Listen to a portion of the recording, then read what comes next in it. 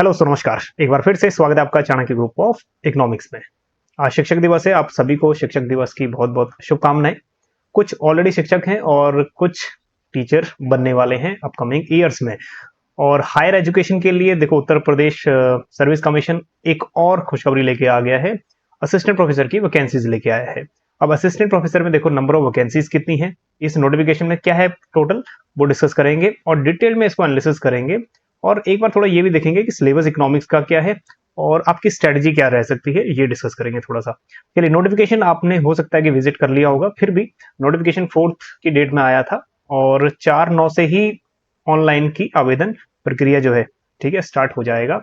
और एप्लीकेशन देखो 6/10 तक लास्ट डेट है और फीस वगैरह पे करने की या फिर जो एक मॉडिफिकेशन विंडो ओपन होता है 13/10 तक उसकी लास्ट डेट है। ठीक है, प्रोसेस वही है। देखो पहले टीजीटी निकला, एलटी ग्रेड, फिर उसके बाद पीजीटी निकला और उसके बाद अभी असिस्टेंट प्रोफेसर। तो आप तैयारी अगर आप तीनों के लिए एलिजिबल हैं, ठीक है, तो तीनों की कर सकते हैं। But most of the student जो है तैयारी पीजीटी और, ठीक है, असिस्टेंट प्रोफेसर की करते ही है। चलिए, बाकी हम चाणक्य ग्रुप ऑफ इकोनॉमिक्स की तरफ से भी बार बार यूट्यूब पे भी क्लासेस लेते रहेंगे, टॉपिक वाइज टॉपिक। चलिए, सो ओटीआर आपको करना है, ये तो बेसिक सी है। ठीक है, वन टाइम रजिस्ट्रेशन आपको करना है। जो जो इंपॉर्टेंट चीजें हैं ना उसको हाईलाइट किया हुआ है येलो में, बाकी जनरल सी चीजें हैं। और उसके बाद फीस वगैरह भी आपको पता ही है, जो पीजीटी का फीस स्ट्रक्चर था वही यहाँ भी फीस स्ट्रक्चर है। नॉमिनल फीस है, यहाँ थोड़ा ज्यादा फोकस नहीं करेंगे क्योंकि 125 हाईएस्ट फीस है और 65 लोएस्ट फीस है। उसमें कुछ अगर पीडब्ल्यूडी है तो उसमें भी थोड़ा सा डिस्काउंट है। ठीक है, 25 रुपीज है ओनली। चलिए आगे बढ़ते हैं। एग्जाम पैटर्न क्या रहेगा? 3 लेयर एग्जामिनेशन है, मतलब 3 लेयर। एक आपके पास हो गया प्री, ठीक है, और प्री के बाद आपका सेकंड हो गया मेंस जो रिटर्न होगा, और थर्ड में आ गया, हाँ जी, इंटरव्यू। ठीक है, अब इंटरव्यू तक जाने का जो सफर है वो आसान नहीं है। जबरदस्त कंपटीशन मिलने वाला है। यूपी वाले भी इसको फिल करेंगे, सभी करेंगे डेफिनेटली जो एलिजिबल है। और नेक्स्ट अदर स्टेट से भी आपको कंपटीशन मिलेगा, वो जितनी भी कैटेगरी है वो सब आ जाएगा, जनरल में लाई करेगा। ठीक है, कितनी पोस्टें ये भी डिस्कस करेंगे। टोटल नंबर ऑफ पोस्टें हैं 1253, बट इकोनॉमिक्स में हमारे पास कितनी पोस्टें वो हम आगे डिस्कस करेंगे।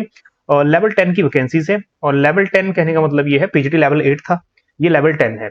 मिनिमम जो सैलरी स्टार्ट हो जाती है बेसिक पे 57,700 से लेके ये 1000, दैट इज 1,82,400 तक वेरी करती है। बट यहाँ पे अभी टीए, अगर हम लोग डीए बात करें 55%, तो उसका टीए जोड़ दें, एचआरए जोड़ दें, तो ये आपका टोटल मिला के सैलरी जो ग्रॉस बनेगी 110 to 115 के बीच में बनेगी। ठीक है, अलग city to city XYZ HRA different हो सकता है 10, 20, 30%। नेक्स्ट, तो यहाँ पे अब 8th पे कमीशन अगर आ गया तो आपका अगर फिटमेंट फैक्टर अगर 2.5 भी रहेगा तो यही बेसिक आपका 2.5 मल्टीपल हो जाएगा। तो कम से कम आपकी जो नेक्स्ट ईयर 8th पे कमीशन आने वाला है अप्रोक्स जाएगी 2 लाख।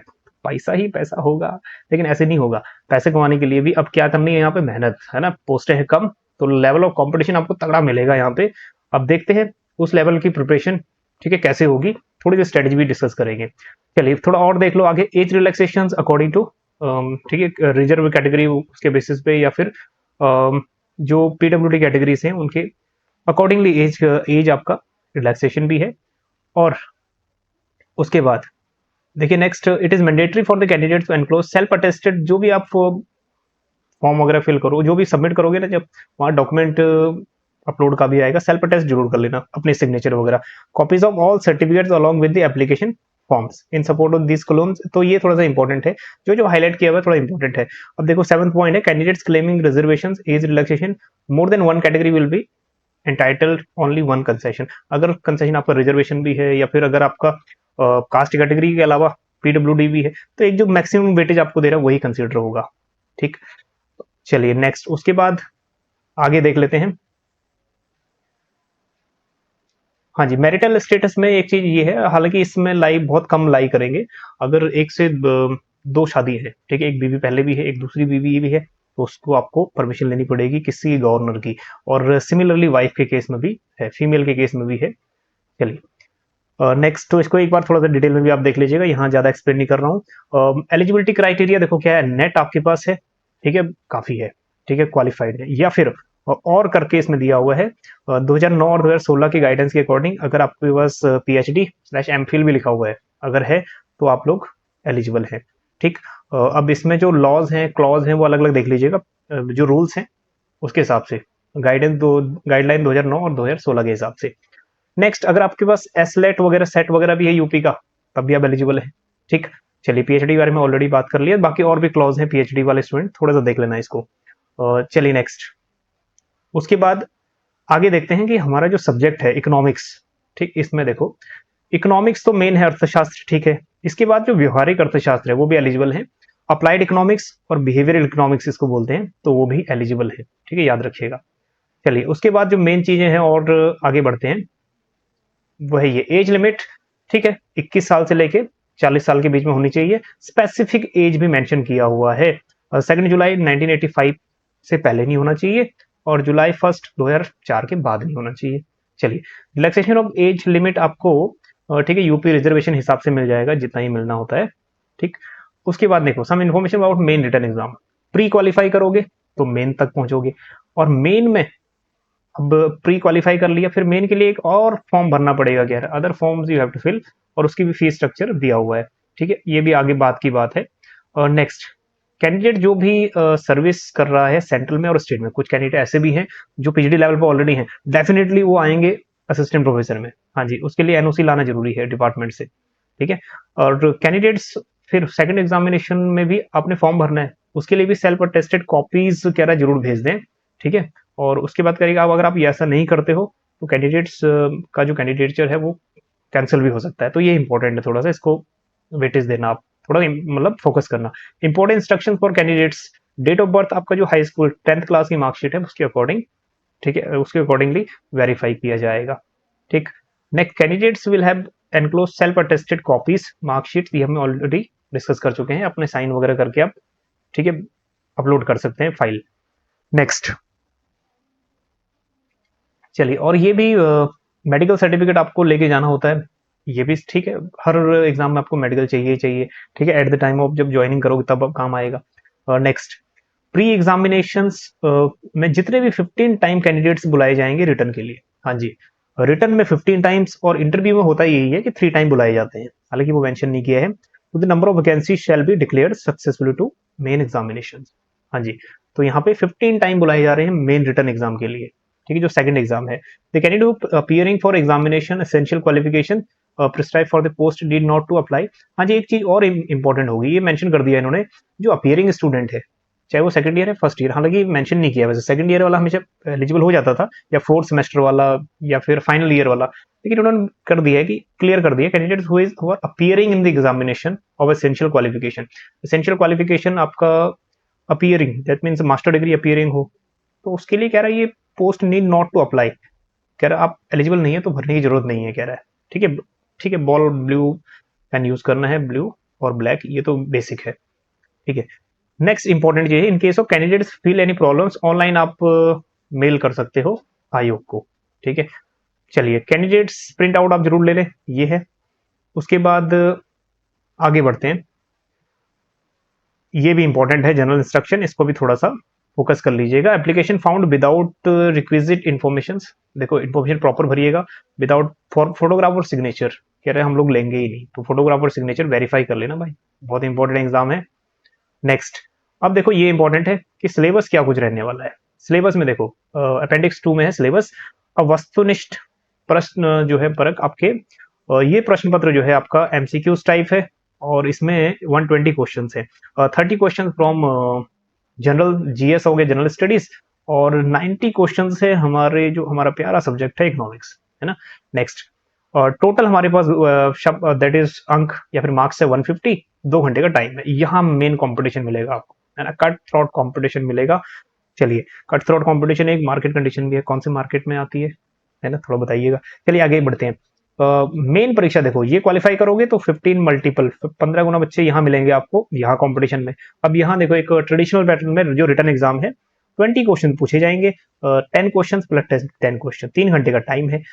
इसमें भी देखो ये जितना भी क्वेश्चन पेपर रहेगा, यहाँ जो वैकल्पिक सब्जेक्ट ऑप्शनल सब्जेक्ट हमारा है इकोनॉमिक्स, तो इकोनॉमिक्स से ही होंगे, ऐसा इसमें मेंशन किया हुआ है, ठीक है, इसको थोड़ा सा भी फोकस कर लेते हैं, ठीक है। तो इसमें संगत पाठ्यक्रम के आधार पर वैकल्पिक जो मुख्य विषय होगा उसके प्रश्न उसमें से ही आएंगे क्वेश्चंस, हालांकि जीएसएस में कोई क्वेश्चन नहीं आएगा मेंस में। और नेक्स्ट, इसमें जो खंड अ और खंड ब है, के अंतर्गत 10 क्वेश्चन है 8-8 नंबर के, और 10 क्वेश्चन है 12-12 नंबर के। तो ये 120 हो गया और ये 80 हो गया, टोटल हो गया 200 मार्क्स, है ना। तो यहाँ पे वर्ड लिमिट भी 125 एंड 200 दिया हुआ है। इसके लिए जबरदस्त स्ट्रेटेजी है। अभी एचपीएससी असिस्टेंट प्रोफेसर का भी एग्जाम हुआ था, तो रिटन एग्जामिनेशन की हमारे पास बच्चे थे, ठीक है, उनकी भी हमने प्रिपरेशन करवाई थी। ठीक, अगर इंटरेस्टेड रहेंगे बच्चे, ठीक, कमेंट करिएगा, एक बैच सुटेबल रहेगा तो हम लोग जरूर, ठीक है, जरूर लेके आएंगे। चलिए नेक्स्ट, जीएस का सिलेबस देख लो। General science, current events of national international importance हो गया, इसमें इंटरनेशनल इकोनॉमिक्स इंटरनेशनल ट्रेड से जरूर पूछेगा जो आजकल करंट हो रहा है। नेक्स्ट, एससीओ समिट्स हो गया, वो क्वेश्चन बन सकता है यहाँ से, और जो ट्रेड वॉर चल रहा है उसमें से बन सकता है। हिस्ट्री ऑफ इंडिया आ गया, ठीक है, इंडियन पॉलिटी आ गई, जियोग्राफी आ गई, ठीक है, mental ability and statical analysis आ गया। चलिए, तो ये जीएस का सिलेबस हो गया, है ना। चलिए, अब हम देखते हैं अपना प्यारा सब्जेक्ट, उसका सिलेबस क्या रहने वाला है। अगर देखो, अब नेट क्वालिफाइड हो, अच्छा, नेट क्वालिफाइड हो तो कहीं भी आपको जाने की जरूरत नहीं है। जो नेट में आपने रिवाइज किया था, जो भी सिलेबस आपने कवर किया था नेट में, या उसी की अच्छे से तैयारी कर लो, ठीक है, उसको 4 बार पढ़िए, 5 बार पढ़िए, 6 बार पढ़िए। बाकी करंट इकोनॉमी को कवर करिए। जब करंट इकोनॉमी आप कवर करोगे और अपना वो जो जिसमें आपने नेट क्वालिफाई किया था, जेआरएफ किया था, डेफिनेटली ये एग्जाम आपको, ठीक है, इजी लगेगा। बस आपको प्री क्वालिफाई करना है। मेंस की तो अलग ही स्ट्रेटेजी होती है उसकी, ठीक है, जरूरी नहीं है वहां ना कम आईक्यू वाला भी, रिटर्न एबिलिटी उसकी होनी चाहिए, बस कम आईक्यू वाला भी एग्जाम क्रैक कर लेते हैं, ऐसा देखा गया है। चलिए, माइक्रो इकोनॉमिक्स वही कॉन्सेप्ट है लगभग जो यूजीसी में है, ठीक। मैक्रो इकोनॉमिक्स में ज्यादातर फोकस किया गया है नेशनल इनकम अकाउंटिंग पे, ठीक है, और बल्कि यूजीसी लेवल पे नेशनल इनकम अकाउंटिंग ज्यादा नहीं है, और यहाँ से क्वेश्चंस डेफिनेटली बनेंगे नेशनल इनकम अकाउंटिंग से। चलिए, और उसके बाद मैक्रो भी कुछ कुछ बेसिक थ्योरीज हैं। उसके बाद थर्ड, मनी एंड बैंकिंग को थर्ड यूनिट कर दिया इन्होंने, ठीक है, demand for money, theories of inflation है, इंटरेस्ट रेट है, ठीक है, आरबीआई से तो क्वेश्चन यहाँ से आने ही आने हैं, आरबीआई की मॉनेटरी पॉलिसी से। पब्लिक फाइनेंस है, फाइनेंस कमीशन से क्वेश्चन आने ही आने हैं, ठीक है, थोड़ा सा ये बेसिक क्वेश्चन, ये भी बेसिक टॉपिक्स। इंटरनेशनल ट्रेड की कुछ थ्योरीज हैं, इंटरनेशनल ट्रेड क्लासिकल थ्योरीज है, न्यू क्लासिकल थ्योरीज हैं, बीओपी है, ठीक है, बाकी ग्रुपिंग्स हैं। चलिए, ग्रोथ एंड डेवलपमेंट भी लगभग लगभग वही थ्योरीज हैं जो यूजीसी में कवर होती हैं। हाँ जी, यूजीसी जो आपका मटेरियल है ना, उसमें से धूल हटा दीजिए, वही आपके काम आएगा, कहीं भी कोचिंग ज्वाइन करने की जरूरत नहीं पड़ेगी आपको, अगर आपके पास वो मटेरियल है, ठीक। नेक्स्ट, 7th लेवल पे Indian economy, that one is most important, लिख के ले लो जब भी एग्जाम बनेगा आपका, और रिटर्न में भी और आपका ऑब्जेक्टिव में भी, यहाँ से क्वेश्चंस आएंगे दबा के, ठीक है। इंडियन इकोनॉमी करंट अभी 6 महीने की जो रिसेंट चल रहा है, 1 साल का चल रहा है। देखो, एग्जाम कब होना है, ये तो हम ये मान के चल सकते हैं एग्जाम 6 महीने 8 महीने तक तो होगा ही होगा, ठीक। चलिए, तो ये भी कवर करना है। ये हमारे पास 8th जो यूनिट है ये टेक्निकल है, दैट मीन्स स्टैटिकल टेक्निक्स होगी और न्यूमेरिकल मैथमेटिकल, और इसमें इकोनोमेट्रिक्स का नाम नहीं है, ठीक है। जिन बच्चों का मैथ्स वीक है, इकोनोमेट्रिक्स वीक है, तो उन बच्चों के लिए खुशखबरी है। बहुत सारे बच्चे ऐसे हैं ना जो कॉन्सेप्ट याद अच्छे से करते हैं, ठीक है, उनके लिए ये प्लस पॉइंट है। बस लिखने की प्रैक्टिस कर लेना, मेंस तक पहुंच जाओ किसी भी तरह। इंटरव्यू कितने मार्क्स का है, 25 नंबर का है, और 25 मार्क्स जो इंटरव्यू है वो रह गया था हमारा, ठीक है, ये यहाँ पे वो भी देख लो एक बार,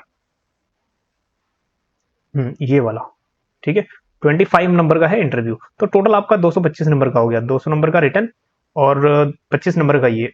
कट ऑफ जो लगेगी वो इन दोनों के हिसाब से लगेगी, कट ऑफ दैट इज लिखित और अभिव्यक्ति इंटरव्यू, दोनों के हिसाब से लगेगी मेरिट लिस्ट, है ना।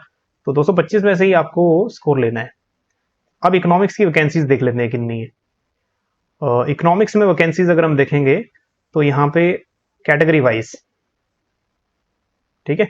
चलिए, ये रहा हमारा इकोनॉमिक्स, प्यारा सब्जेक्ट, 61 टोटल पोस्टें हैं, उसमें भी कैटेगरी वाइज, ठीक है, कैटेगरी वाइज अनरिजर्व की है 30, ठीक है, यहाँ कॉम्पिटिशन मिलेगा अदर स्टेट से भी। एससी की रिजर्व है 9 और एसटी की रिजर्व है 2, 14 ओबीसी की रिजर्व है, ईडब्ल्यूएस की 6 है और डीएफएफ 1, और बाकी पीएच कैटेगरी से हैं 2, और 12 पोस्टें जो है रिजर्व रखी गई हैं फीमेल के लिए। चलिए, ये है पूरा सिनेरियो इस वैकेंसीज का। तैयारी करना शुरू कर दीजिए। देखो, बहुत सारे स्टूडेंट का बीएड है, वो डायरेक्टली एलिजिबल हो जाते हैं किसके लिए, पीजीटी के लिए भी। तो तैयारी तो पीजीटी की कर ही रहे हो, तो साथ साथ पीजीटी के अलावा, ठीक है, क्योंकि बहुत ज्यादा स्टूडेंट इस कैटेगरी में लाई करेंगे जो पीजीटी की भी तैयारी कर रहे हैं प्लस असिस्टेंट प्रोफेसर की भी तैयारी कर रहे हैं। बहुत ही इंपॉर्टेंट आपके पास ये जो समय है आगे वाला, क्रूशियल टाइम है, अच्छे से तैयारी करना शुरू कर दो। हो सकता है कि लेवल 10, ठीक है, जॉब आप ही के लिए हो, आपको तो सिर्फ एक पोस्ट चाहिए, ठीक है। चलिए, मिलते हैं आपको नेक्स्ट किसी भी नेक्स्ट रैंडम टॉपिक के साथ। इससे रिलेटेड कोई भी क्वेरी है तो कमेंट जरूर करिएगा। आज की वीडियो में इतना ही। Thank you so much.